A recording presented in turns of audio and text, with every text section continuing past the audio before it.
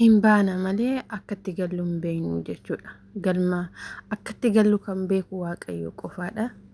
Hojjennee jijjiiramnee maatii keenya jijjiirree waa guduunfannee gallaannee biyyaa baana gaafa biyyaa baanu garuu wanti biyya ormaa keessatti ni mudatuu fi wanti nuti karoorfannee baane samii fi lafa jechuudha. Dhugaa Rabbii gin maaliif akka Waaqayyo hiree keenya akkas gochaa jiru ani hin beeku.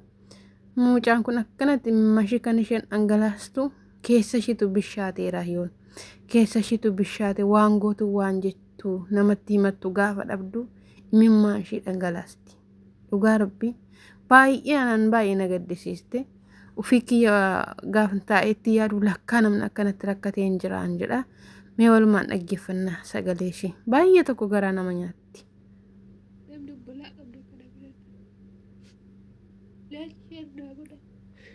Gambia baya wakasadi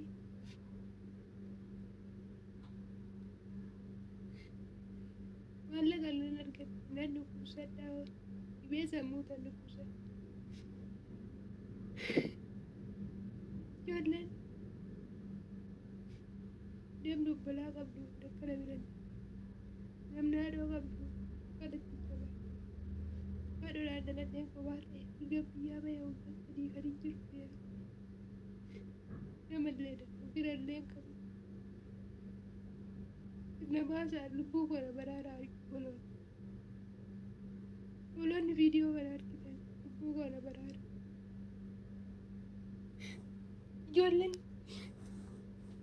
Dhageessan egaa waan isheen jette miti sammuu dhibee dhukkuba sammuu godhachuun miti. Xiqqooma ishee otoo shunkurtii kukkunnu gaafa haaduun yookiis cuubeen harka keenya kutu hagam akka nu dhukkubame itti yaada. Baay'ee tokko namatti ulfaata. Baay'ee nama rakkisa. Dubbachuufis nama dhiba, dhiisuufis nama dhiba.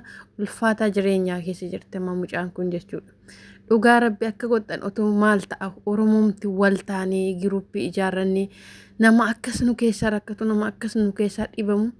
Waa'ee gandaa lagaa wal qooduu miti jechuudha. Oromummaa ofiidhaaf birrii lama yoo haatu birrii 10 yoo haatu osuma nama 1,000 taanii wal ijaarrate 1,000 nama 500 taanii giruuppii qabaanne Oromoon akkanatti hin dararamtu. Oromoon akkanatti mimmaan ishee dhangalaastu. Amma isheen amma yoo namatti himattuu hin qabdu ta'a. Nama ishee gargaaruu hin qabdu ta'a. Yookiin birrii harkarraa qabaatti ta'a yookiin hin qabdu ta'a. Isa hojjettee immoo itti yaalamaa turteetti ta'a. Waa baay'ee rakkoon ishee gaafa kanatti ilaallu nuti warri fayyaa qabnu warri na fayyaa qabaanne dalagannu waan salphaa nutti fakkaata garuu nama dhibameetu beeka. Nama dhibamee eelaa dhukkubaa bareetu beeka jechuudha. Silaa osoo Oromoo wal taatee giruuppii ijaarrattee rakkataa ishee gargaarrattee dhukkubsataa ishee yaallattee dhugaa Rabbii kuna hundi Oromoon bakka hundatti rakkattu turte. Akkuma biyya keessa jiruun osoo wal ijaar siraama abbootiin qabeenyaa jiru.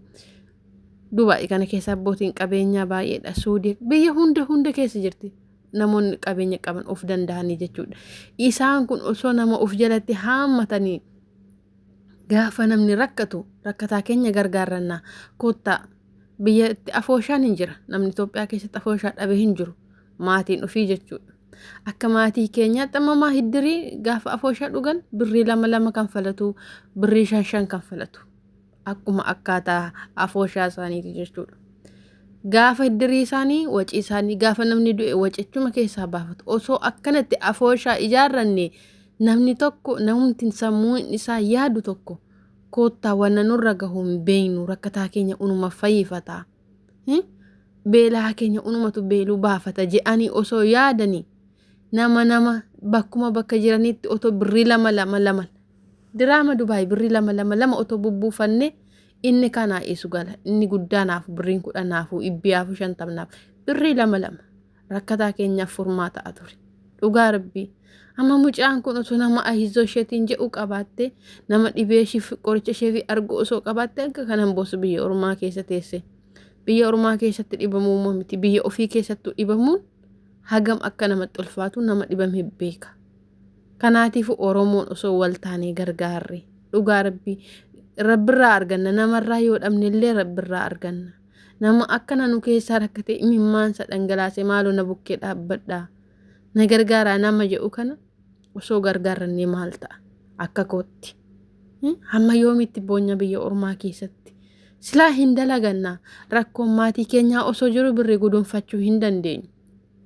Namni maatii isaa hin gargaarre immoo hin gudunfata silattiyyuu.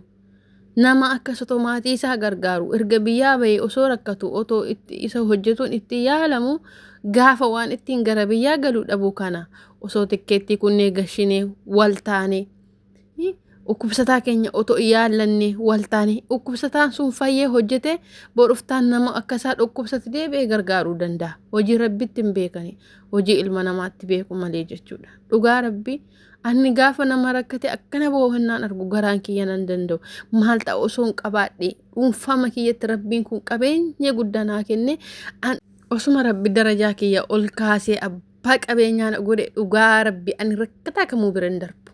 Dhugaa rabbi rakkataa kam han jedhamu bira hin darbu maaliif rabbuu naa kenne maan qusadha ban jiraadhu ballakkaa malee rabbiin kun waa beekaaf nama fooyetti kenna natti fakkaata. Dhugaa rabbi inni qabeenya qabu isa rakkateen gargaaru isa beela'een gargaaru isuma qabuuf dabala isuma hojiin isaa guddaa isuma miindaa gaarii argatu biyyuma arabaa kana keessatti gargaara malee karakkate galagalee ilaalu maaliif ta'e kun hamma yoomitti namni nan rakkadhadhee biyyaan bahu gaafa biyyaa bahu dalagadheen naman ta'a of jijjiireen maatii kun jijjiira maatii korra darbee ollaa kofan ta'a jedha. Dhugaa rabbi anam osoo qabaadhe qallaalii naman gargaaru garuu maal godhare hiree rabbiiti malee hiree ilma namaatii miti waan rabbi namaa kenne hin jiraatu.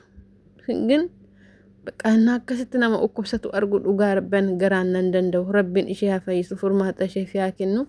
Namoonni dandeessan maaloo keessaan ishee gargaara tiiktookii jala seenne ishee haa gargaaru maaloo imimmaan ishee irraa haa boruftaan waan taan hin beeynu waan nu mudatu hin beeynu fayyaa qabna hin deemna hin dalaganna garuu wanta nu mudatu immoo hin beeynu gaafa waan dhukkubsannu nutti fakkaatu gaafa fayyaa qabnu bor maalan ta'a jennee yaannu gaafa fayyaa qabnu bakka darajaan kun naafaa guddatu abalobbaa qabeenyaatiin sabbaa qabeenyaan ta'a kanuma yaanna jechuudha. Mee walaa gargaaru nagaan moon irraanfanne nagaan isiniif haa ta'u akkam jirtu fayyaa keessanii ani nagaadha rabbiin galannaa gahu imimmaan mucaa kana qalbiin hate dhugaa rabbii na yuutuubii ko sabskraayibii laayikii naa gochuu hin dagatinaa sheerii naa godhaa isiniin jedha hadaraa walaa gargaaru dhugaa rabbii walaa gargaaru waliif haa taanu. Namoonni mucaa kana tiiktookii irratti agartan keessaan galaan maal rakkoon kee maal si gargaaru jaa diraama ibba yoo haa taatu 50 yoo haa taatu hin gashinaafi biyya isheen jirtutti ishee gargaara tikkeetti ittiin kutatte gara maatii ishee yoo galte jiraattis duutes harka maatii ishirra isheetii wayya.